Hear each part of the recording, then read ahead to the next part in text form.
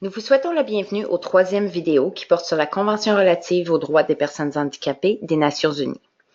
Dans cette vidéo, nous parlerons de vos droits à l'éducation, à l'emploi, aux soins de santé. Nous parlerons aussi des moyens par lesquels vous pouvez promouvoir les droits et les aptitudes des personnes ayant un handicap et des raisons pour lesquelles la sensibilisation est importante. L'article 24 dit que vous avez le droit de recevoir une éducation égale et de continuer d'apprendre tout au long de votre vie. Vous avez le droit à une éducation inclusive, non discriminatoire et gratuite. Vous avez le droit à ce qu'on réponde à vos besoins dans le système scolaire. Cela peut comprendre des choses comme le transport, la participation dans la classe et aux activités parascolaires. Nous parlons beaucoup de l'importance de l'inclusion scolaire, mais qu'entendons-nous exactement par là? L'inclusion scolaire reconnaît que tout étudiant a la capacité d'apprendre. Elle veille à ce que tous les élèves se sentent en sécurité, accueillis et valorisés dans l'école et dans la classe. L'inclusion scolaire garantit à tous les élèves le droit d'être inclus dans la salle de classe, un milieu que les pairs partagent entre eux. L'inclusion scolaire veille par ailleurs à ce que le personnel scolaire soit souple et s'adapte aux changements dans le développement social, mental et physique d'un élève. La politique 322 est un document officiel rédigé par le ministère de l'Éducation et du Développement de la petite enfance, ici au Nouveau-Brunswick.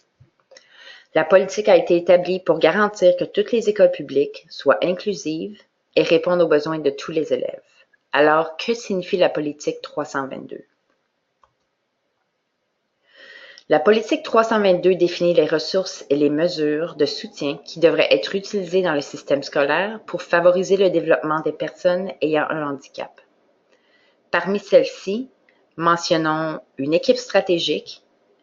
Une telle équipe comprend divers professionnels pouvant influencer votre apprentissage, comme des enseignants, des aides enseignants et des professionnels de la santé. L'équipe stratégique a pour des responsabilités d'établir des stratégies appropriées et des mesures de soutien adaptées à vos besoins d'apprentissage. Elle veille aussi à résoudre vos problèmes ou préoccupations et à les présenter au directeur d'école ou à un administrateur. Essentiellement, l'équipe stratégique travaille en votre nom et veille à ce que vous receviez une éducation de qualité. La politique 322 comprend aussi des plans d'intervention. On établit un plan d'intervention avec vous, vos parents ou tuteurs et vos enseignants. Il est créé en fonction de vos points forts, de vos préférences en matière d'apprentissage et de vos objectifs. Le plan d'apprentissage devrait être discuté régulièrement et peut être adapté à tout moment pour répondre à tout changement dans vos besoins ou objectifs. L'article 27 dit que vous avez le droit à un emploi égal et inclusif. Vous devriez avoir le droit d'être valorisé en tant qu'employé et de recevoir un salaire égal pour un travail égal. Si vous avez le droit à une formation professionnelle égale et de postuler de nouveaux postes au sein de votre milieu de travail. Votre employeur doit par ailleurs rendre le milieu de travail accessible pour répondre à vos besoins spécifiques, comme des aides visuelles ou informatiques. Parmi les services et les programmes du Nouveau-Brunswick destinés aux personnes ayant un handicap à la recherche d'emploi, mentionnons le programme Transition vers le travail, qui vise à aider les jeunes ayant un handicap intellectuel à trouver du travail après les études secondaires. Le ministère de l'Éducation postsecondaire, de la formation et du travail du Nouveau-Brunswick offre par ailleurs de l'argent pour des services de formation et d'emploi destinés aux personnes ayant un handicap. Ce financement permet d'offrir de la technologie d'assistance et d'autres mesures de soutien. Si vous croyez faire face à de la discrimination dans le milieu du travail, vous avez le droit de vous faire entendre et d'exprimer vos préoccupations à la Commission des droits de la personne du Nouveau-Brunswick. L'article 25 dit que vous avez le droit à des normes égales de soins de santé sans discrimination. Vous avez aussi le droit à l'égalité en matière de soins de santé, d'assurance de vie et d'accès à des services de santé mentale. Vous avez le droit de parler à votre médecin, de faire entendre vos questions et préoccupations de santé et surtout le droit de prendre vos propres décisions en la matière. Le gouvernement a pour responsabilité de garantir aux citoyens l'égalité d'accès à des soins de santé, de même coût et de même qualité et répondant aux mêmes normes. L'article 8 dit que la société doit se sensibiliser à l'égard des personnes ayant un handicap sur tous les plans. On a souvent une perception erronée des personnes ayant un handicap et il nous appartient comme société de lutter contre cette perception. Comme société, nous devons accroître la sensibilisation à leur égard et promouvoir leurs capacités, compétences et contributions à la société. Alors, comment pouvons-nous favoriser la sensibilisation?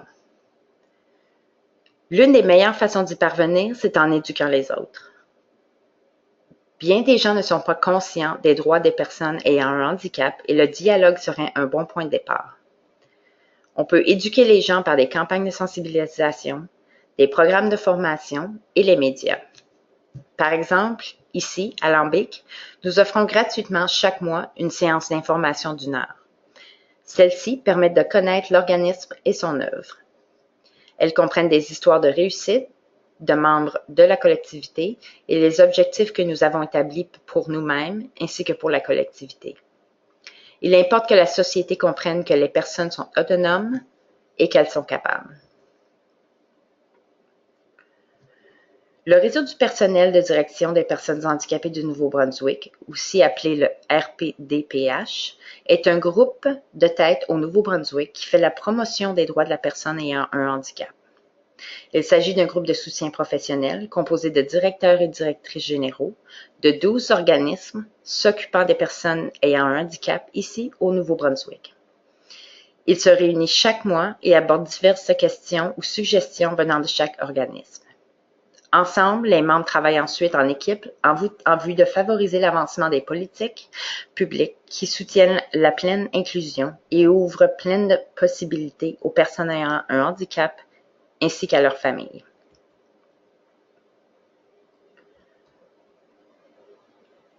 Une autre façon de faire connaître les personnes ayant un handicap et leurs problèmes, c'est par le Conseil du Premier ministre sur la condition des personnes handicapées. Le Conseil est financé par le gouvernement et est composé de 12 personnes qui se rencontrent 4 fois par an pour discuter des questions et de préoccupations touchant les personnes ayant un handicap intellectuel.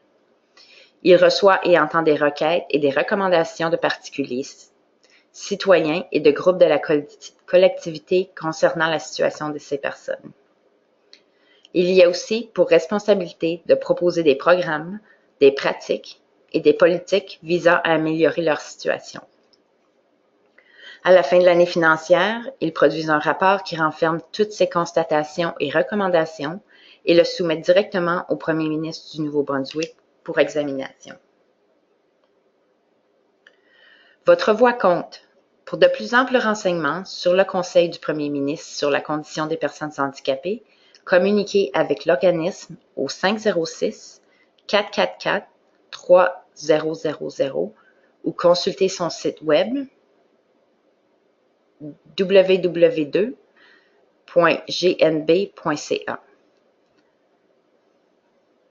Nous vous remercions de votre visionnement. Nous espérons que vous avez maintenant une idée plus précise sur la Convention relative aux droits des personnes handicapées des Nations unies. Pour toute question ou renseignements supplémentaires sur les services mentionnés ou sur les droits des personnes ayant un handicap, veuillez communiquer avec Lambic au 1-866-622-2548 ou sur leur site web au nbacl.nb.ca.